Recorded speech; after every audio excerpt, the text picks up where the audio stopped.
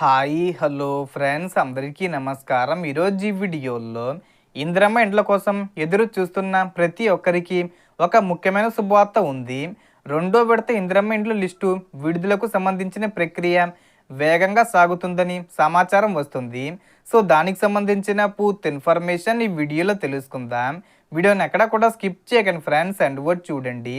Video start చేసే ముందు మీకు ఒక small request friends, TG government నుంచి పథకాలకు సంబంధించి ఏ చిన్న అప్డేట్ వచ్చినా మీరు మిస్ కాకుండా ఉండాలంటే వెంటనే మన ఛానల్ని సబ్స్క్రైబ్ చేసుకోండి. అండ్ సబ్స్క్రైబ్ చేసుకున్న వాళ్ళందరూ కూడా సబ్స్క్రైబ్ బటన్ పక్కనున్న గంట సింబల్లో ఆల్ అని పెట్టుకోవడం మర్చిపోకండి ఫ్రెండ్స్. ఇలా పెట్టుకోవడం వల్ల నేను పెట్టే ప్రతి ఒక్క వీడియో మీరు నోటిఫికేషన్ రూపంలో పొందగలరు. అండ్ వీడియో మీద నచ్చితే లైక్ చేయండి ఫ్రెండ్స్. సో ఏమాత్రం లేట్ చేయకుండా వీడియోకి వెళ్ళిపోద్దాం. సో గత కొన్ని రోజులుగా చెప్పినట్టుగానే మా మండల ఎంపీడీఓ గారు కూడా స్పష్టంగా చెప్పిన విషయం ఏమిటంటే, ఈ విడతలో ప్రధానంగా ఎలమన్ లిస్టులో ఉన్న అర్హులకి ఇల్లు మంజూరు అయ్యే అవకాశం ఎక్కువగా ఉంది. అంటే ఎలమన్లో పేరున్న వారికి ఇల్లు వచ్చే అవకాశాలు బలంగా ఉన్నాయని ఆయన క్లారిటీ ఇచ్చారు. అయితే ఎల్2లో ఉన్నవారికి కూడా ఒక ముఖ్యమైన అవకాశం ఉంది. మీకు నిజంగా సొంత ఇల్లు లేకపోతే కానీ ఏదైనా కారణంగా మీ పేరు ఎల్2లో ఉంటే సంబంధిత విచారణ తర్వాత ఎల్2 నుండి ఎల్1కి మార్చే ఆప్షన్ ఎంపీడీఓ లాగిన్లో అందుబాటులో ఉంటుందని ఆయన చెప్పారు.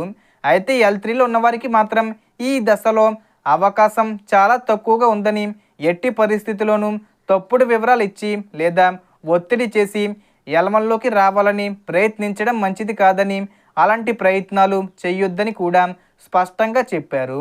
కొన్ని చోట్ల స్థలం ఉన్నవారు కూడా స్థలం లేదని, ఇల్లు ఉన్నవారు కూడా ఇల్లు లేదని నమోదు చేయించుకున్న ఘటనలు జరిగాయని, అలా తప్పుడు సమాచారం ఇచ్చిన వారు కొందరు లిస్టుల్లో వచ్చి ఉండొచ్చని, కానీ నిజంగా అర్హత ఉన్నవారు నిజాయితీగా వివరాలు ఇచ్చిన వారే చివరికి ప్రయోజనం పొందాలని అధికారుల ఉద్దేశమని అర్థమవుతుంది.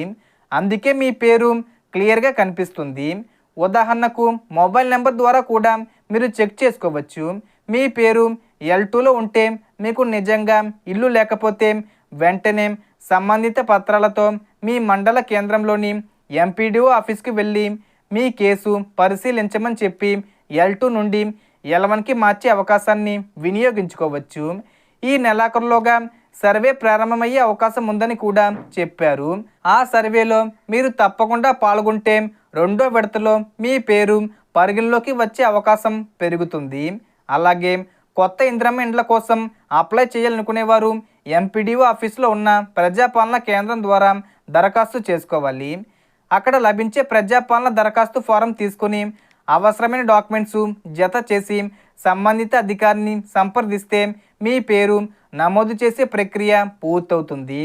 మరో ముఖ్యమైన విషయం ఏమిటంటే, లిస్టులు ఫైనల్ కావడానికి ముందు స్థానిక స్థాయిలో పరిశీలన జరుగుతుంది. అవసరమైతే ఎమ్మెల్యే లేదా మంత్రి స్థాయి వరకు సూచనలు వెళ్ళి ఆ తర్వాత ఫైనల్ లిస్టు ఖరారవుతుంది. లిస్టు ఫైనల్ అయిన తర్వాత ఆన్లైన్లో ఎంట్రీ చేసి కలెక్టర్ ఆమోదం వచ్చిన తర్వాతే శాంక్షన్ ప్రక్రియ పూర్తవుతుంది. అయితే శాంక్షన్ అయిన తర్వాత ఇల్లు కట్టుకోకపోతే ప్రయోజనం ఉండదని, మంజూరు అయిన వారు తప్పకుండా ఇల్లు నిర్మించుకోవాలని అధికారులు సూచిస్తున్నారు. ప్రభుత్వం నుంచి డబ్బులు లబ్ధిదారుడి బ్యాంక్ అకౌంట్కే వస్తాయని, కాంట్రాక్టరు తప్పనిసరి కాదని, మీకు నచ్చిన విధంగా నిర్మాణం చేపట్టవచ్చని, కానీ నిధులను సరైన విధంగా వినియోగించుకోకపోతే చట్టపరమైన సమస్యలు రావచ్చని కూడా హెచ్చరించారు.